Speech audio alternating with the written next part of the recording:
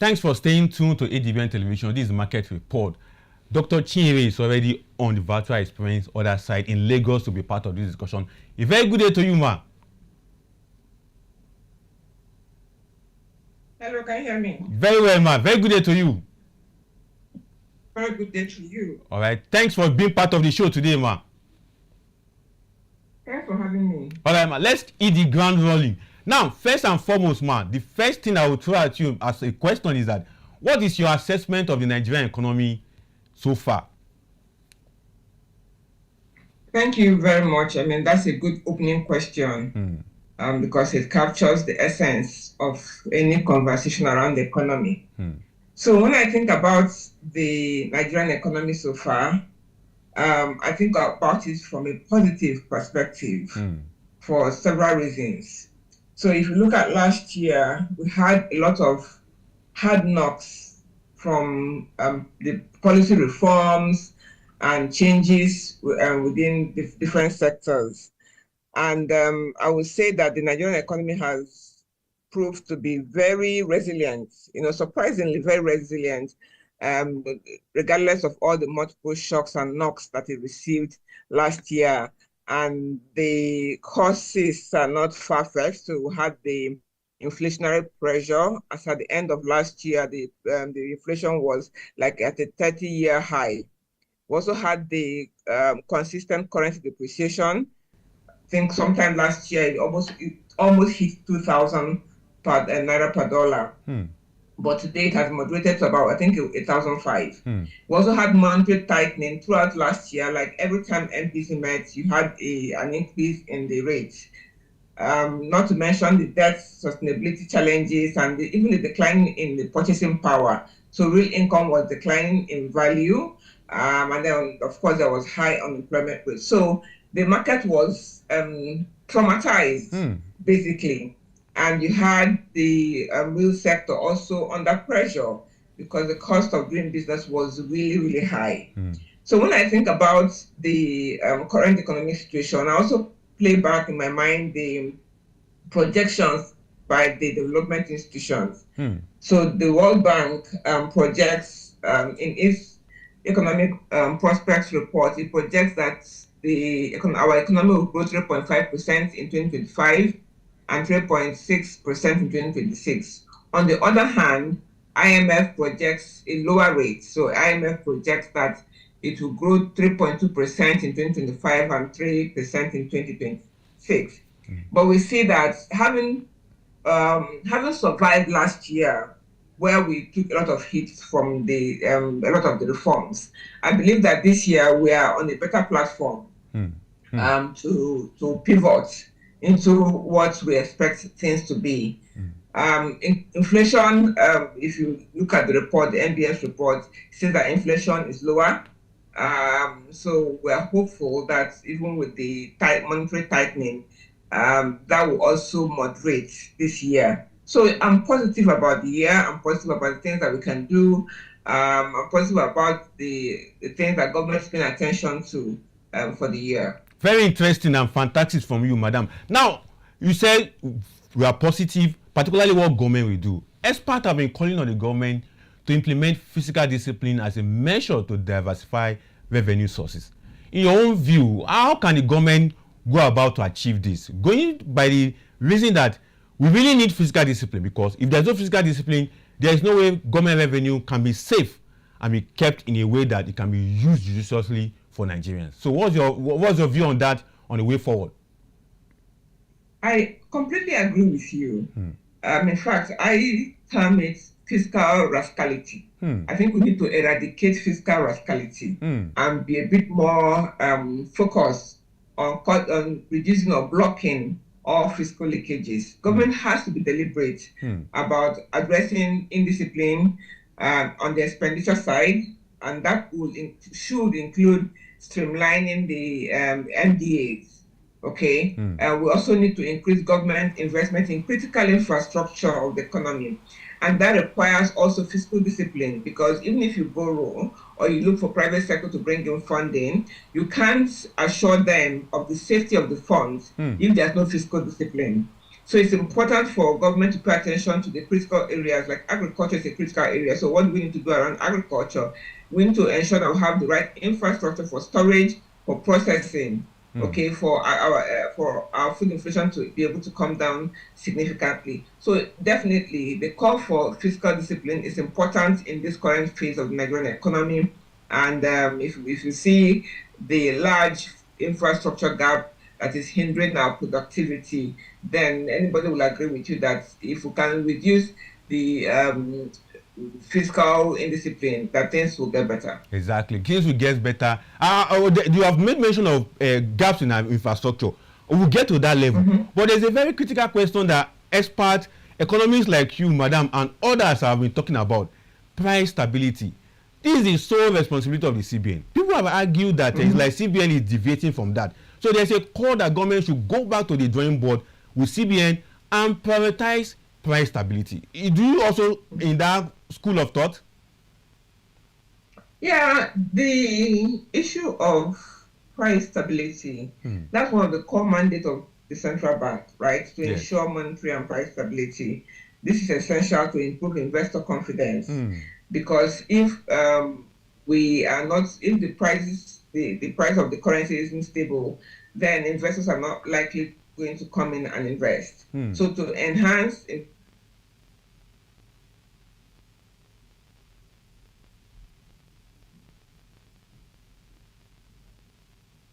Oh, we're expecting a better connection with Dr. Chinyere. I think all right, go ahead, man. Yes, they need to. Yeah, so they need to scale back and focus on the issue of price stability. But also, I think what is important for me is that the CBN focusing on price stability. You must keep an eye open or an eye to what's happening on the fiscal side, because one of the challenges that we had last year was the imbalance between the monetary policy tightening and all that and the growth sector. The more we tighten, we may say if we tighten, monetary tightening may reduce inflation. We didn't see that achieving inflation reduction because on the fiscal side, there wasn't any commensurate effort being done to ensure that things were okay. So there needs to be a handshake between the monetary side and the fiscal side as much as possible. Very interesting. Now, on that, you said something that you rightly pointed out in your conversation earlier about gaps in our infrastructure. We have seen the budget of 2025, close to 2 trillion or thereabout is going to infrastructure, particularly road. And people are arguing about infrastructure that government is concentrating on and the one they are losing out. In your own understanding of what the government have been doing so far, which other do you expect a balanced spending on infrastructural gap in Nigeria, or the one that government is just focusing on road and rail? These are not only the infrastructure that we need to support businesses in Nigeria. So, to address the country's infrastructural gaps, which we all agree exist, government approach at all levels should be to focus on private capital, rather than borrowing. That's on one side. Also, the subnational government, including state and local government, they need to increase private participation in infrastructural projects. And that means even the decision on what kind of infrastructural project we should be involved in, there needs to be proper buying. Okay. I like to think that sometimes government is saying, oh, we need there's an infrastructural gap, we need to fill it. But if we determine that and then we have airports in far-flung places where there's no traffic, we build 5 airports, that's infrastructure, right? But it's not productive because nobody's going to use it. So yes, we know that road network is important because even for the agricultural sector, you need to move items from the farm to the cities, okay? But then it depends on what roads are these roads that will be utilized effectively for productivity. Same thing with the manufacturing sector. I think last year I saw a video clip where a manufacturing concern had this logistic truck that was stuck in the mud, and for days they couldn't move. That's loss of revenue, because the goods can't get to the customer. And then I think there was even security concerns as well. So the road network is important for the supply chain to flow well. But like I said, it will depend on what roads. Also, we should have government actively involved in streamlining regulations. I talked about public-private partnership for some of this infrastructure, because sometimes when you get private sector involved in the conversation, in the decision to be made, then you need to give them some support to ensure that these things happen. So yes.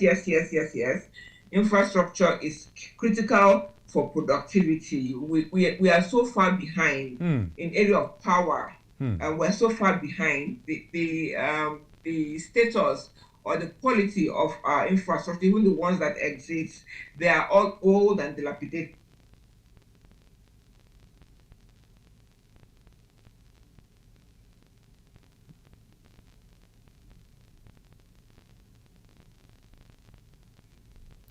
Hello, ma. Okay, So, we lost you for some minutes, but can you just refresh us on what you have been saying so far, ma? okay, so I was saying that the decision around the specific infrastructure project to undertake is important, right? Because you don't want infrastructure project, you complete it, but it does not add to our productivity. So that decision should also be made in conjunction with the private sector for it to be efficiently delivered. Now, talking about private-public partnership that you may mention in your conversation right now, most Nigerians who may not understand this aspect of government engaging private organization to build infrastructure normally get confused at the end of the day to become something that tariff, taxes, charges will be coming. For instance, there is a road between Abuja and Makurdi. Just after the road was commissioned, now there's going to be a little tariff, charges on people plying the road. A lot of people are confused about it, but I want you to help us break this PPP arrangement in a simplified way for most Nigerians watching us to understand what the essence and the benefit of it. Okay, so the public-private partnership is a model that helps governments and the private sector to work together to be able to deliver on projects. So to unlock a sustainable economy, we need to attract private investments, and it can only happen through PPPs. And government, therefore, must adopt a multifaceted approach that will encourage transparency, because one way where, and I'll get to the point about the tolling or the taxing, but one way how government always fails with PPPs is when government wants to jump into implementation or execution. We know over the years that government isn't skilled in that regard. All we need from the private sector perspective is for government to have proper rule of law. Government should ensure stable policy environment, regulatory environment.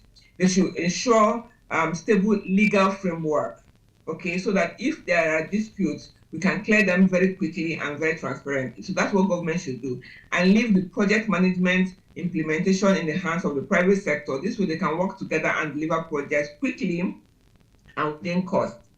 Now, sometimes you create, let's say you have a bridge, right? And it's, of course, private-public partnership. Remember, at the end of the day, a private sector entity is there to make profit, right? So the entity needs to cover its costs over a period of time. So the benefit to them coming on board is that they can say that they will give you a long-term funding. So they will wait maybe like in 5 years or 10 years and then begin to try to recoup their costs. But they have to recoup their costs, even though they're not private sector anymore. So sometimes you have those bridges or those roads, and there's always a strategic way to determine which ones we can toll and which ones we shouldn't toll. At the end of the day, the road or the bridge also needs to be maintained. So sometimes the tolling is really to maintain the road or the bridge. So these are things that needs to be discussed and agreed. And one of the points I like to make when I talk about PPPs is that even at the subnational level or the local government level, the community must be involved in the project. They must understand it. I've had World Bank projects that didn't go well because the World Bank team, they've gone to put water borehole for a community. and they're thinking, oh no, we have to stop these people from going all the way to the river to fetch water. Let us give them a borehole closer to their homes. But they didn't take the community into consideration. And when they finished, nobody wanted to use the borehole. Why? Because there was this communal thing about we are all going together to the river. We want to walk to each other, want to discuss as we are going along. Women are able to talk to other women as they're going to the river to fetch water. So that was a community thing. So having a borehole close to home, breaks that bond that they had. So there are nuances to even having PPPs. You have to ensure that yes, public, yes, private, but the community must be involved in such projects for it to work well. I can't agree less with you on that, because it has happened in several of even federal government projects across board has also experienced such negligence or community involvement in it. Well, let's take another critical look at some of the national bonding development accord. First is the issue of our national debt. A lot of Nigerians are not happy with the current state of our debt, over more than 100 trillion naira as it stands, national debt, and government keep borrowing either through bonds or through NTBS, that is Nigerian Treasury bills, and all keep rising. So what's your advice to the government in this area of our debt management? So you're not the only one who's unhappy about the debt profile.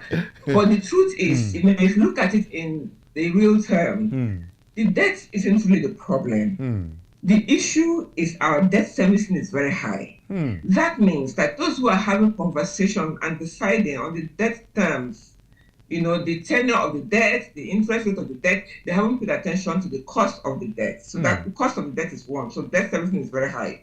The other thing is the use of the funds borrowed. If we have new borrowing and they are not used for productive investments, then it's a waste, because it's used for consumption, for things that you pay salaries and people, that it's not adding to productivity at all.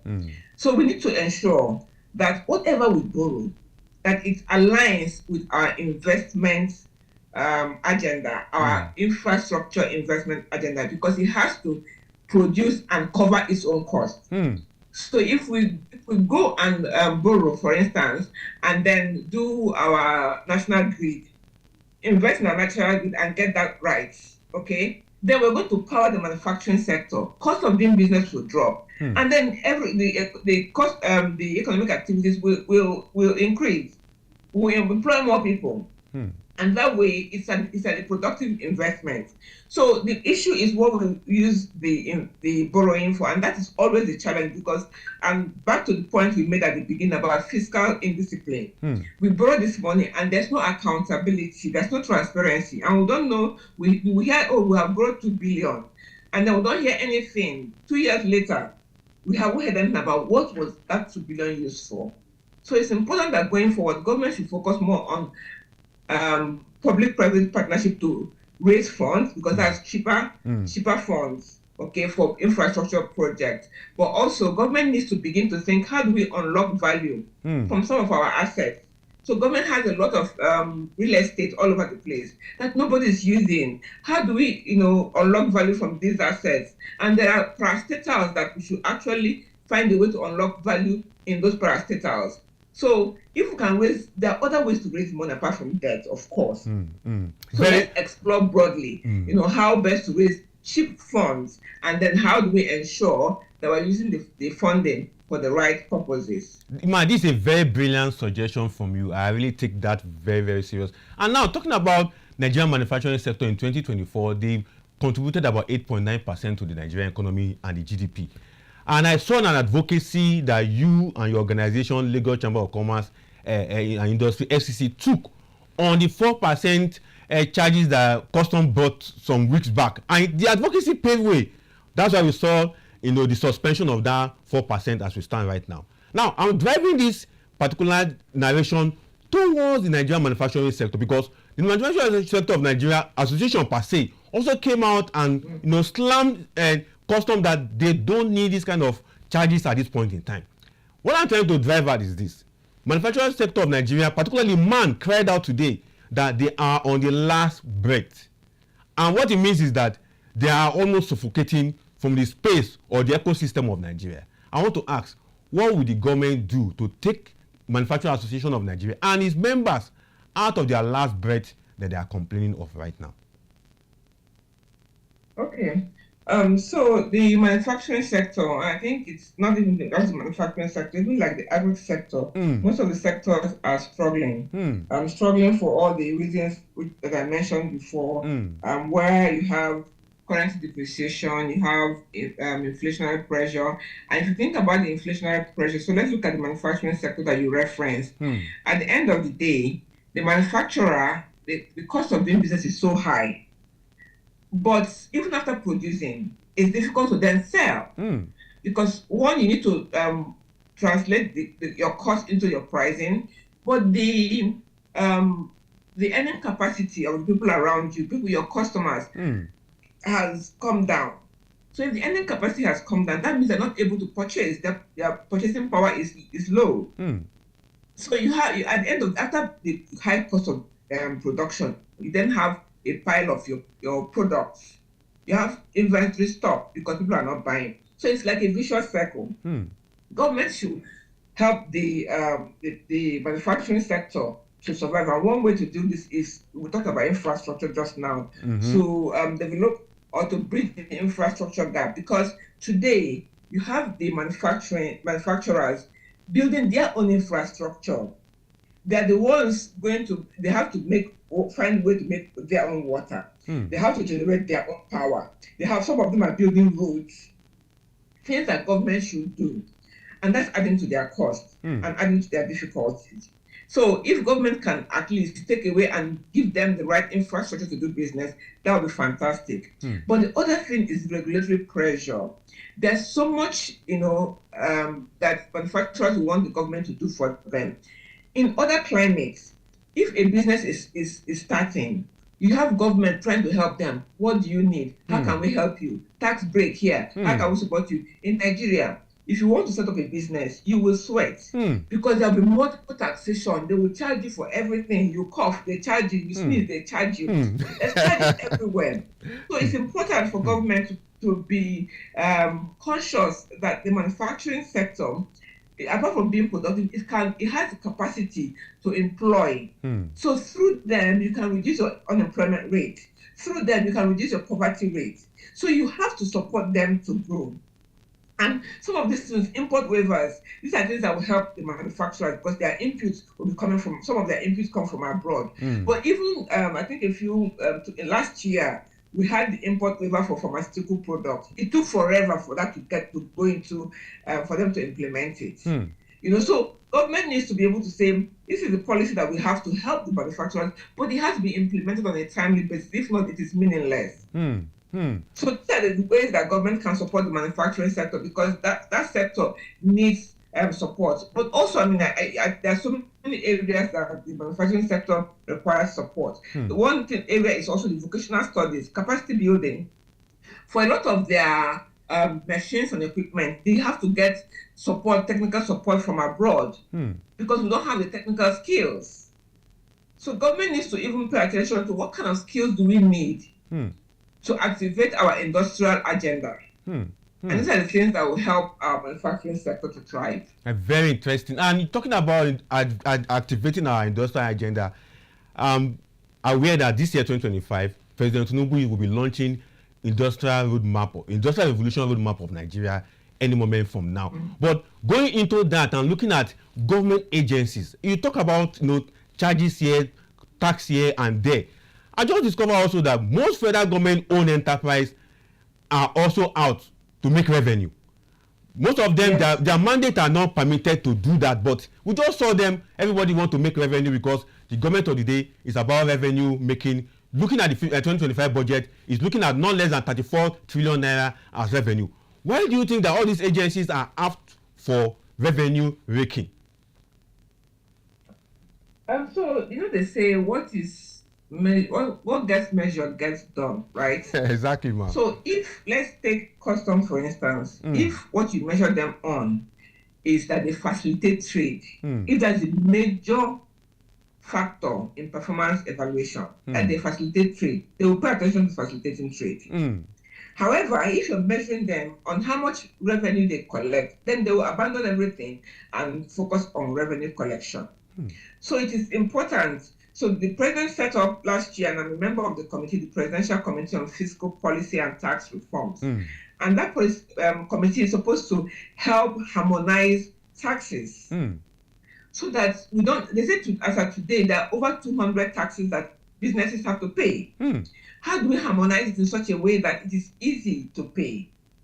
Also, how do we ensure that all of these agencies are not killing the businesses?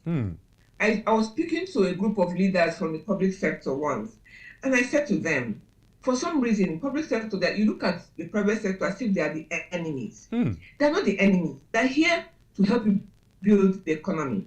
So your role as government leaders, government officials, is to support them. Because when you support them, you look good because your economy is booming.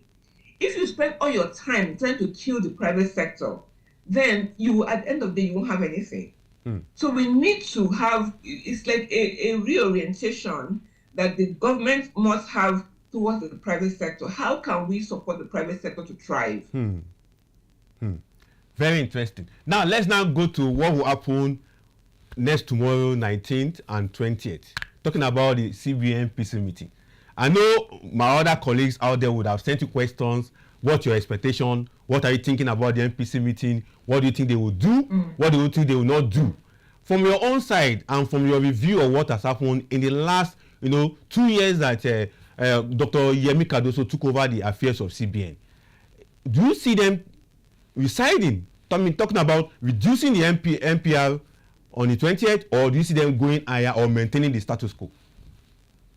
Answer to that. Very serious one. It's a $1 million question.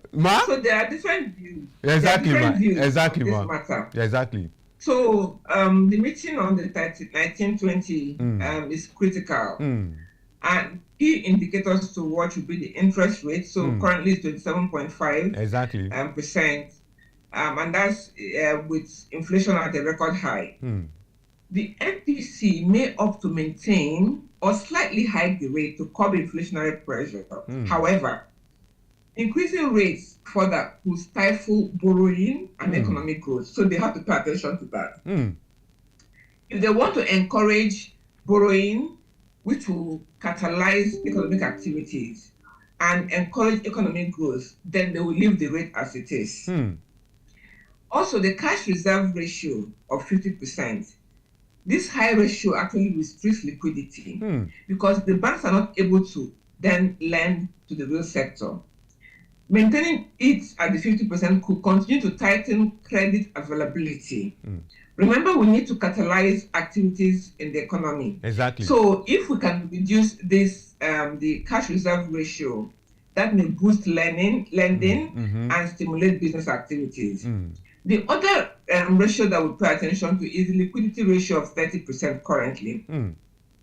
Now, there is a possibility that they may maintain this ratio to ensure adequate liquidity while also avoiding excess cash in circulation. Exactly. So I've listened to several economists recently, and they predict that the CBN is likely to maintain the status quo just to strike that balance between inflation control and economic growth. Also, perhaps, if you look at it with the rebasing, it says, that the inflation rate has dropped. So perhaps that will inspire them to maintain the status quo. But we'll see. I mean, next tomorrow, that's easy to see. Exactly. Less than 72 hours from today, we'll get to know about that. Absolutely. Because from all indications, it's like everybody is saying maintaining status quo from the CBN. We just hope that Dr. Yemi Cardoso will not shock any of us on that day. Now, another very interesting aspect of our discussion today is the aspect of attracting foreign investors into the country. And I'm particular about foreign direct investors, FDIs. Although FPI are also very, very key. And I can see that over the years under Yemi Cardoso, they have been able to attract capital inflow to the country through the FPI, helping us to balance our foreign reserve and the rest of them, drawing people into the stock market. But FDI will I say they are nowhere to be found, or what is happening to them? So for you to have foreign direct investments, you have to understand your economic environment. So ease of doing business is important. If it's difficult, if foreigners are looking in and your domestic economic players are struggling because it's so difficult to do business, they're not likely to want to bring their funds. Capital will flow where they see profits.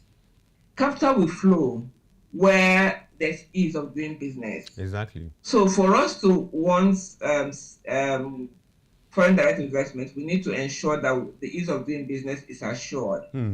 Also, we need to ensure that policies, we experience a lot of policy flip-flop here in Nigeria. Today, government says they want to do this. Tomorrow, they do something different.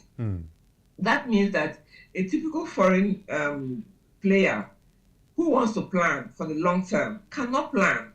You're not sure what government will do tomorrow. So with an unstable macro environment, it is difficult to attract foreign direct investments. The other reason why we kind of tend to struggle is we just talked about multiple taxation. Exactly. We need to get our tax framework and our legal framework in order so that we can attract this investment. Also, when we look at the policy challenges or the unstable policy environment, it's also the fact that, okay, so if they bring their funds with the exchange rates, where it is today, at what rate do they take out their funds? So we need to pay attention to all of these factors surrounding typical investments. And then, if we can deal with all of these things or most of it, we shouldn't even have to speak a lot of grammar to attract foreign investment. Exactly, man. Thank you so much for your wonderful insight perspective on Nigerian path to transformative economy. But I won't let you go until you help me answer this one question. President Tinubu's support for women in business. How far have you seen anything the president is doing differently from his predecessor in support women in business? Maybe you share a light with us on that. Well, so first of all, if you look at even the National Assembly and the Senate, the percentage of women there is still abysmal. And so it doesn't quite reflect what government says they will do to improve women in business, women in leadership, and all of those things. However, I think what has helped the government is that a lot of development agencies are looking to invest in women-run businesses or women-led businesses. So at the chamber, we keep getting calls for programs that are looking to support women. So I think even without government doing a lot, there are other agencies that are looking to support women. All government then needs to do is to create an enabling environment for these women to do business. So if a woman gets the grants, there was a video clip I saw once of a woman who had been in business for over 10 years, and then she shut down her business because there were just so many challenges. She was unable to cope. So even if she was one that she got a grant to be able to expand her business, then she's not able to do the business because the enabling environment is not there. So I think that government needs to also pay attention to ease of doing business and see how best to support women. I think there's more to be done. There's a lot more to be done, and government needs to do, pay attention and take action on issues that can facilitate women in business. Well, thank you so much, ma. I really want to appreciate you for coming on the show today, Dr. Chinyere Almona, the DG of Lagos Chambers of Commerce and Industry. Thank you for sharing your thoughts, your perspective on the pathway to Nigerian transformative economic growth. Thank you so much, ma. Thank you very much for having me. And we hope that once we call on you again, you will have the opportunity to be on the show with us, ma. I hope so too. All right, ma. All right. Enjoy the rest of your day in Lagos, ma. You too.